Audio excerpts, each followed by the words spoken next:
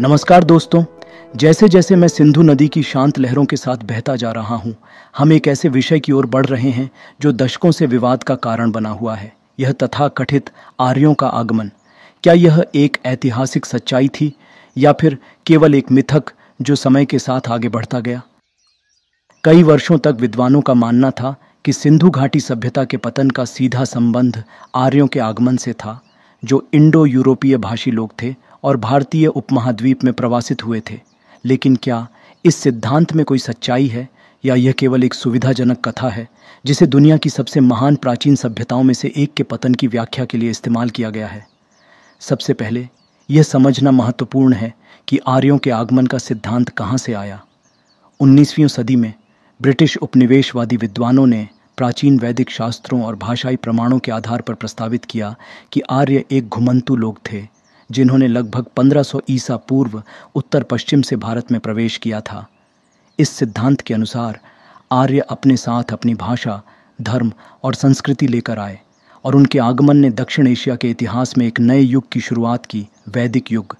यह विचार व्यापक रूप से स्वीकार किया गया, विशेष रूप से इसलिए क्योंकि सिंधु घाटी के अत्यधिक नगरीकृत, स्थिर जीवन और ऋग्वेद में वर्णित आर्यों की चरवाहा और योद्धा संस्कृति के बीच स्पष्ट विरोधाभास था।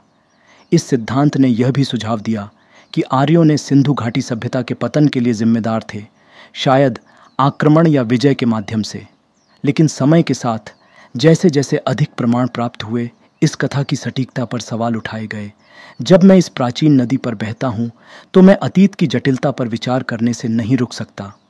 सिंधु घाटी की नगरीय बस्तियों को नष्ट करने वाले आर्यों के आक्रमण का विचार अब कई विद्वानों द्वारा अत्यधिक सरल और पुरातात्विक साक्ष्यों द्वारा असमर्थित माना जाता है।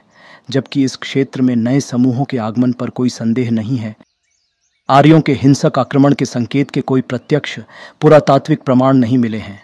वास्तव में मोहनजोदड़ो और हड़प्पा जैसे स्थलों पर उत्खननों से कोई व्यापक विनाश या युद्ध के प्रमाण नहीं मिले हैं, जो कि किसी आक्रमण के होने पर अपेक्षित थे। इसके बजाय ऐसा प्रतीत होता है कि सिंधु की बस्तियों का पतन पहले से ही पर्यावरणीय परिवर्तन, आर्थिक उतार चढ़ाव और आंतरिक कारकों के कारण हो रहा था, और यह सब आर्यों के आगमन से बहुत पहले हो रहा था। लेकिन आर्य कौन थे? यदि उन्होंने सिंधु घाटी सभ्यता पर आक्रमण नहीं किया तो इस क्षेत्र के इतिहास में उनकी क्या भूमिका थी?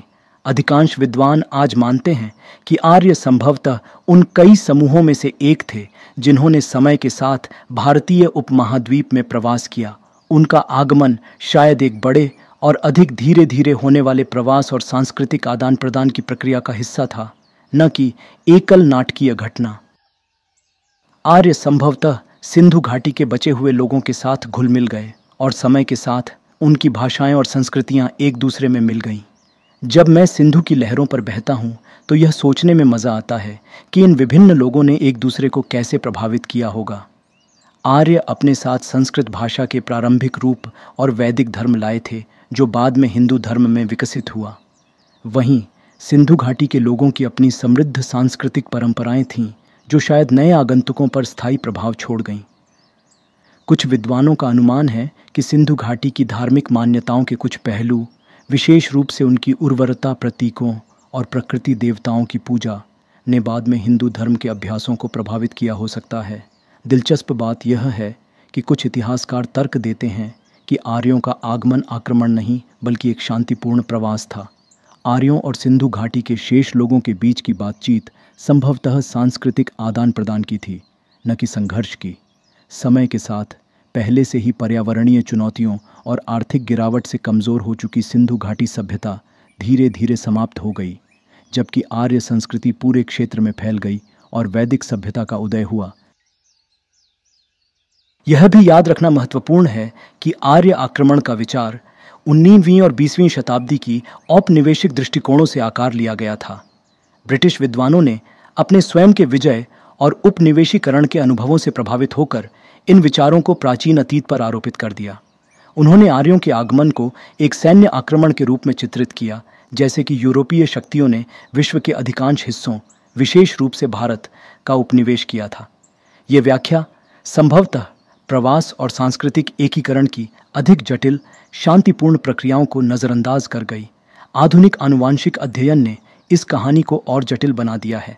हाल के डीएनए अनुसंधानों से पता चला है कि भारतीय उपमहाद्वीप की वर्तमान जनसंख्या प्राचीन समूहों का मिश्रण है, जिसमें हड़प्पा लोग और बाद में इंडो यूरोपीय भाषी प्रवासी शामिल हैं। इससे यह सिद्ध होता है कि आर्यों का आगमन एक हिंसक आक्रमण नहीं था, बल्कि विभिन्न लोगों के बीच बातचीत की एक लंबी प्रक्रिया का हिस्सा था, जिसके परिणाम स्वरूप दक्षिण एशिया की समृद्ध और विविध सांस्कृतिक धरोहर विकसित हुई। जैसे जैसे मैं सिंधु नदी पर आगे बढ़ता हूँ, यह स्पष्ट होता है कि आर्यों के आगमन की कहानी अभी तक सुलझी नहीं है। जहाँ एक ओर आर्य आक्रमण की पुरानी कथा को खारिज कर दिया गया है, वहीं आर्यों के आगमन की प्रकृति और यहाँ पहले से मौजूद लोगों के साथ उनके संबंधों के बारे में सवाल बने हुए हैं। हालांकि यह निश्चित है कि इस क्षेत्र का इतिहास पहले से कहीं अधिक जटिल है। हिंसक आर्य आक्रमण का मिथक भले ही समय के साथ धुंधला हो गया हो, लेकिन वास्तविकता इससे कम दिलचस्प नहीं है। विजय और विनाश की एक सरल कहानी के बजाय हमारे पास प्रवासन, सांस्कृतिक आदान प्रदान और अनुकूलन का एक समृद्ध ताना बाना है, जिसने दुनिया की सबसे पुरानी और टिकाऊ सभ्यताओं में से एक के विकास को आकार दिया। अगले एपिसोड में हम सिंधु घाटी सभ्यता की स्थायी विरासत और बाद की संस्कृतियों पर इसके प्रभाव का अन्वेषण करेंगे।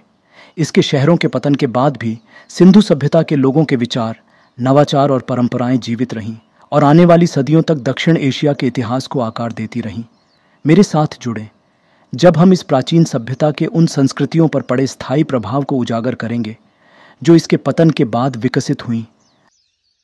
अभी के लिए, जैसे नदी मुझे आगे बढ़ा रही है, मैं आपको इस विचार के साथ छोड़ता हूँ कि इतिहास हमेशा वैसा नहीं होता जैसा दिखाई देता है। आर्यों के आगमन की कहानी हमें याद दिलाती है कि अतीत जटिल है, परतों से भरा हुआ और छिपे हुए तथ्यों से भरा, जो खोजे जाने की प्रतीक्षा कर रहे हैं।